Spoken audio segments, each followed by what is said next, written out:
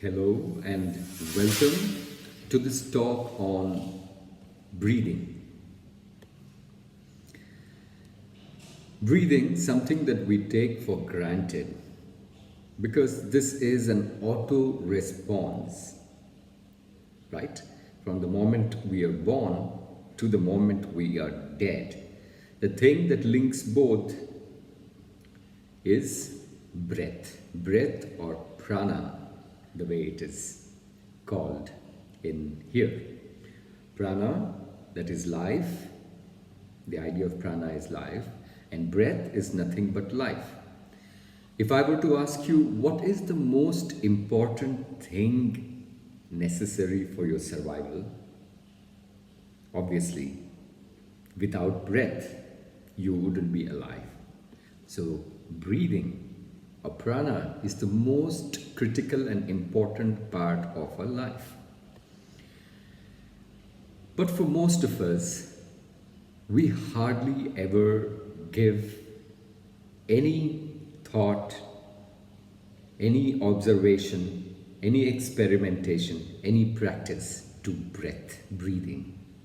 The consequence of this is that we end up with a multitude of issues and problems all through our lives, starting from our responses to things which are completely wrong than what we should be, how we should be responding, to lifelong issues, physical problems, or diseases, and many other things, that affect us if we are not conscious about our breath. Now, breath plays a very important role in the way our glands, endocrine glands, the important glands in our being work. Breath plays a very important role in ensuring that our nervous system, the channels, nervous system is nothing but a channel for distributing information, right? From the brain, it's going to different parts of a being, it's going to our glands, telling our glands to respond in certain ways at certain times. Yeah. So breathing affects and works in healing problems or blocks in the nervous system, leading to correction of many things. Okay.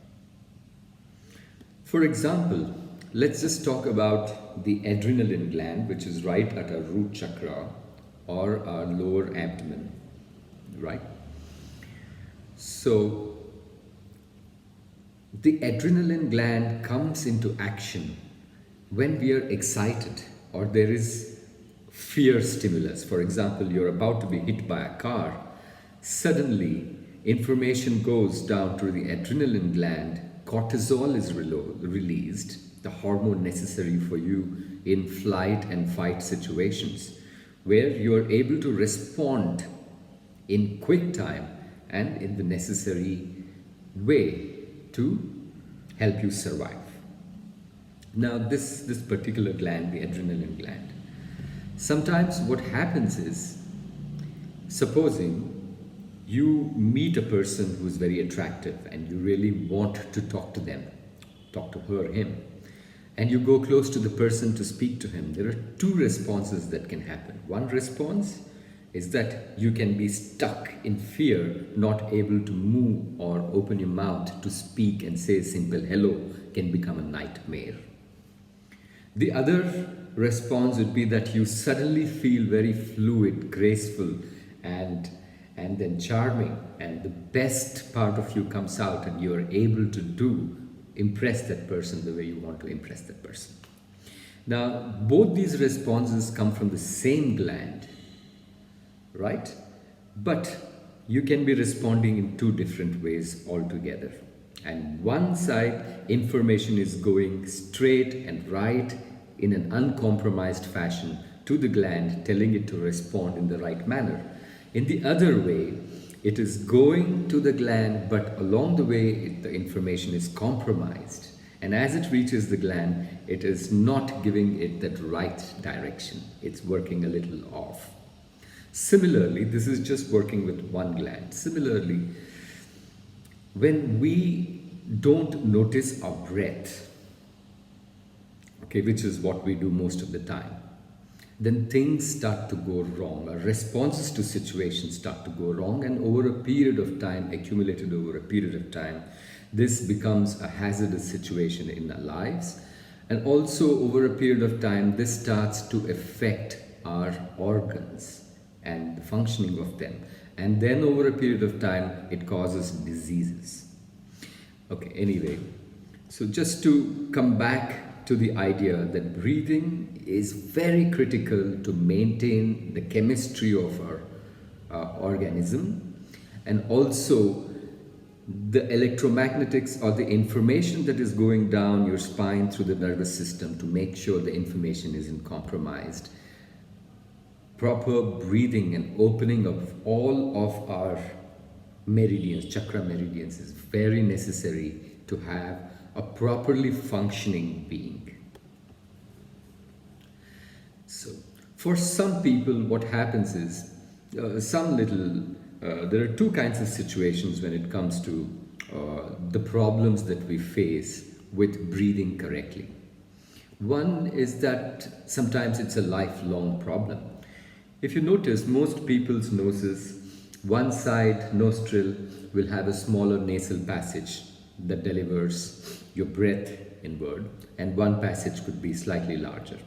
In most cases, it is more or less like that.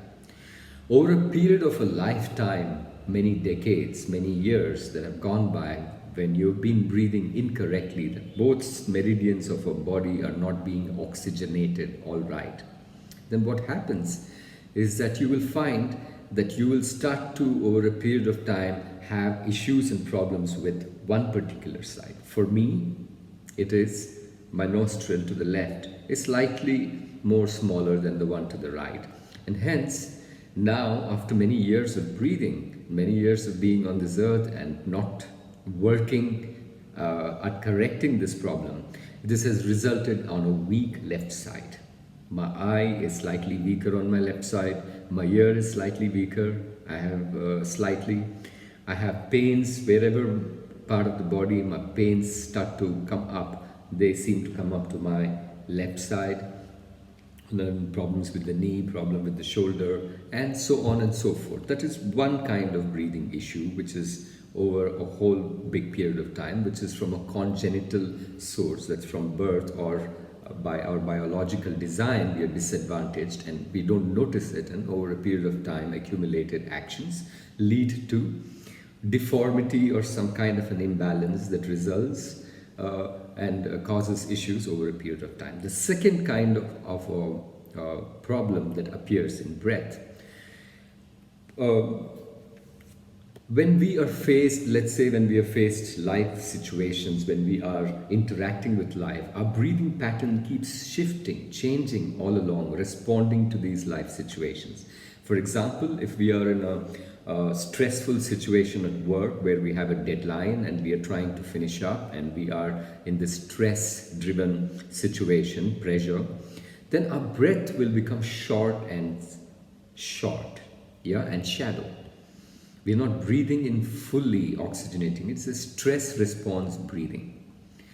Now, if we encounter this stressful situation for 1, 2, 3, 4, many days or a week at the same time, what happens is our breath pattern starts to get locked in to short breaths. So the consequence is that even when the stress is out of our lives, we forget to breathe properly, and the short breaths, the stress response breathing becomes a part of our life till it's auto-corrected at some point due to some other unforeseen reason, or you deliberately work at it to correct your breathing.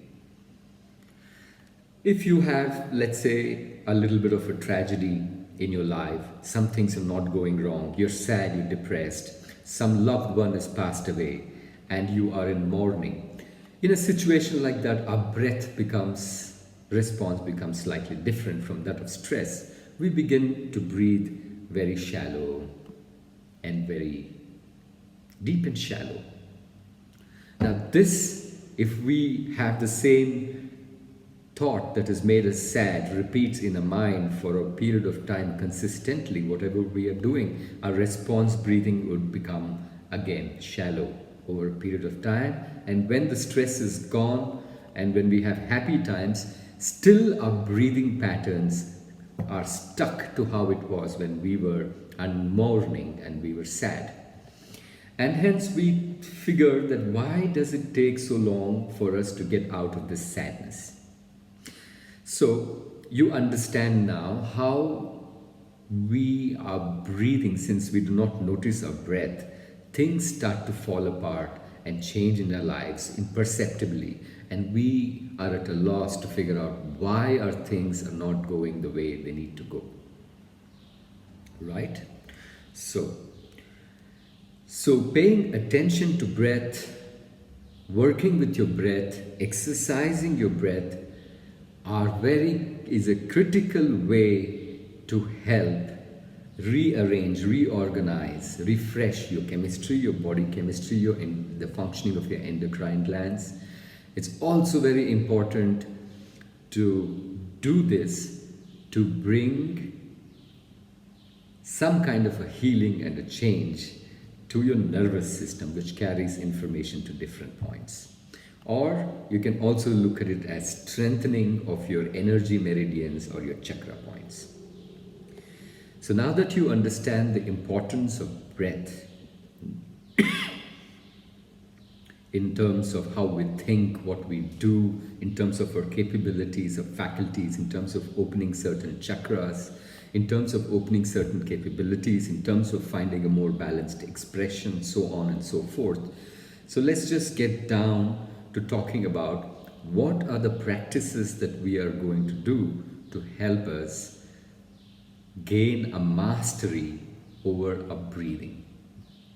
Remember this: when we do not observe or control or work with our breath, then our life will be very scattered and not in our control. If we are able to exercise control over our breath, then we exercise control over life itself. So let's just get down to what are the breathing exercises that we are going to do in the practice video, which is going to come up next, and how you need to follow through with this.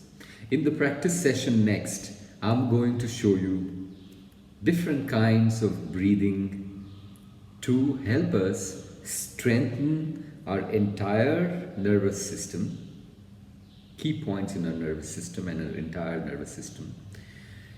So the first part of a breathing exercise is going to be strengthening of all of our lower chakras, so that we are grounded. Like I was speaking in the previous videos, grounding is very important. It's a foundation for us to build on as we start to put our attention to our higher chakras. The first part of the breathing series of videos are going to be breathing exercises that are going to address how you strengthen all your energy meridians, your chakra points, your lower chakra points. When you've done with that, the last breathing exercise that is called Brahmari, that is going to be in the practice videos, is primarily and only focused on the pineal gland.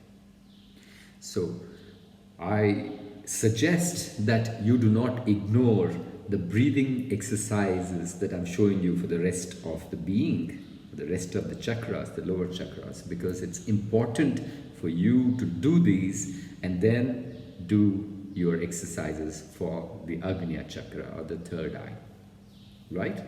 So the practice video is going to come up soon, and in these practice videos I'm going to show you a series of breathing techniques that are going to help strengthen our lower chakras, and the last one is going to be the one which is going to directly affect and work with our pineal gland.